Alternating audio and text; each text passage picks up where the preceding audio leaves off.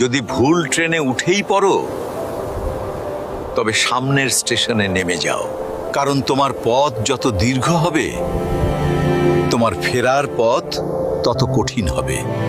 সব শিক্ষা বইয়ের পাতা থেকে নয়, কিছু শিক্ষা পরিস্থিতি আর বাস্তবতা থেকে হয়।